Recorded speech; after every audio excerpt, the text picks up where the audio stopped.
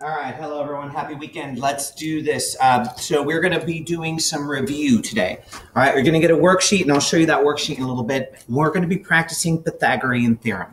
Now, the Pythagorean theorem, as you remember, is a squared plus b squared equals c squared, where a and b are the legs, which, as you remember, means they're the two shortest sides, and c is the hypotenuse.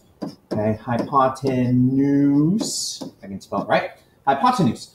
And this is always the longest side, okay? Also, on a right triangle, the two legs are always adjacent to the right angle, okay? Where the hypotenuse is always opposite the right angle. So the two sides touching the right angle are your legs. The one across from it is your hypotenuse always. But in all these triangles, a squared plus b squared equals c squared. We're going to practice that today. Now, here's one example, and you can write this down. Just make a quick sketch on your paper of this triangle. And as you see, it's a right triangle here. Actually, please do be aware. They always have to be right triangles. If we say the right triangles, that's great. Or you have to look for a square to make sure you know that. Go ahead and sketch this, and you got 4, 9, and x. And so we're going to try to find that missing side.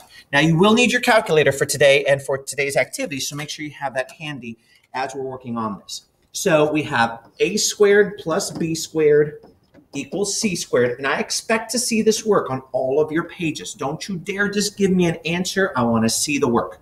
Okay. And so we decide, what is A? A is one of my legs. It can be 9 or it can be 4. It really doesn't matter as long as you pick one of the two. So let's say 4 squared, and then B would be the other one, which is 9 squared equals c squared. And now we just do the math. 4 squared is 16 squared, or 4, I'm sorry, not 16 squared, just 16. And 9 squared is 81 equals c squared. Now I add these two up. 81 and 16 is 97 equals c squared. And now here's what part we didn't quite get to. Now we were doing it in class, and we talked about square roots a lot, but we want to get the c alone. We want to get rid of this squaring. And to undo squaring, what we do is the square root.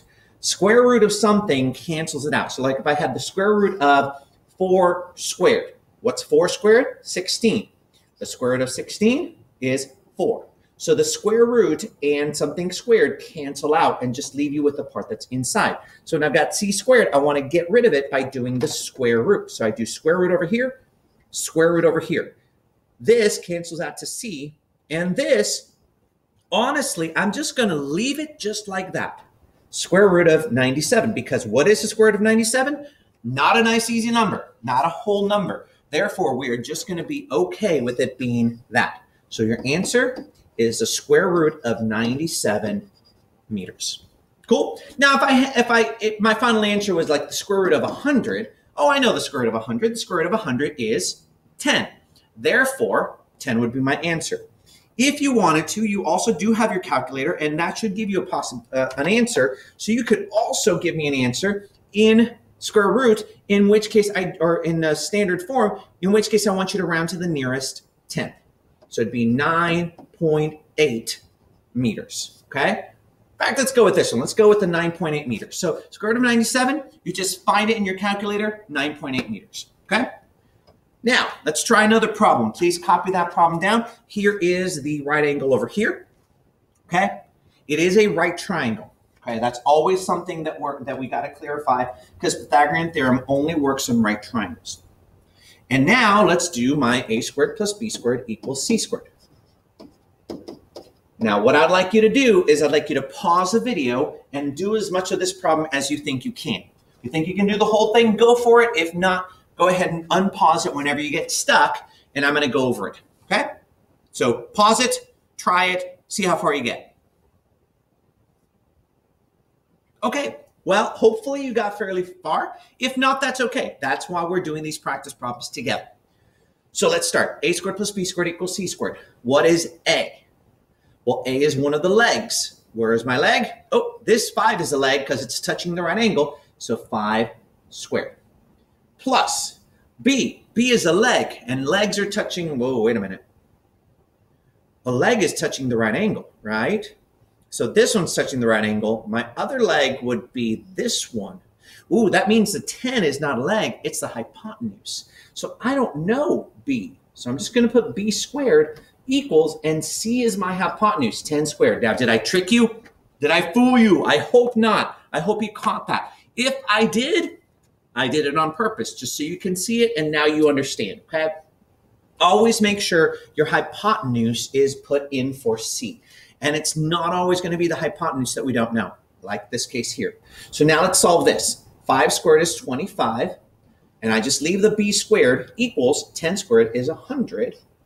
Now I want to get the B alone, so I subtract 25 and subtract 25, and I get B squared equals 75. Now, as we just talked about, in this case, then I want to do the square root on both sides. That cancels that out. I'm left with B equals the square root of 75. Is the square root of 75 a whole number? No, because 75 isn't a square number. So I find the square root of 75, and when you plug it into your calculator and solve, B equals 8.6. Well, technically 66, but if we run to the nearest tenth, it'd be 8.7 inches. And if you want to, you can also do the little squiggly sign there, indicating that it's not exact, but it's pretty close. So this is 8.7 inches, approximately 8.7. Make sense? All right. Well, we are now going to take that concept, and in your packet, you have this handout. Looks like this, okay? So you're going to have to look through your packet, find this handout. It is a front and back page, and it is just a series of, 8 problems using the Pythagorean theorem that you are going to solve now, okay? I'm going to do the first one for you. You are going to do all the rest on your paper. Now, that's kind of weird. We do have the triangles over here. We have the shapes over here, and then we got all these lines. These lines are for you to show your work, okay? And I'd expect to see that. So on the top line, I'd expect to see a squared plus b squared equals c squared. And then I've got my shape. Now, as you notice here, a couple things. Number one, there are no units on this. I don't like that. There should be units. We don't have them. Whatever. We'll just deal with it, okay? But there are no units. The second thing you'll notice is they've got really big numbers. Here's the thing. It doesn't matter. Numbers are numbers are numbers. We're going to do the same thing regardless, okay? So we just got bigger numbers. Don't get scared by it. Just do the work there. So A is one of my legs. A is one of the legs are touching the right angle. So therefore, here's a leg. Oh, I'm missing the other leg, aren't I? And 86 is my hypotenuse. So I'm going to go 78 squared plus b squared equals 86. Oh, 86 squared. Now, as I said before, these are big numbers. When you do 78 squared, you get 6,084 plus b squared equals 86 squared is another big number. It's 7,396. However, the process is exactly the same. I want the b squared by itself, so I subtract 6,084 and subtract 6,084. And when I get that, I get b squared equals, okay, let's see, 1,312, okay? And then to get that, I do the square root on both sides, right? So I'm looking for the square root of 1,312. And when you do that, you get b equals 36.222, you know, a bunch of numbers there. Oh, that's an ugly number there. And that is my answer, okay? So it does not have to be a whole number, and it's not always going to be a whole number.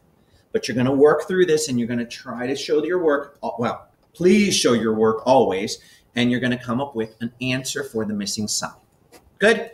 By the way, on the second one right here, it got cut off by your holes there, so the hole punch. So right there, that should be 14. Okay, so please make sure you put the 14.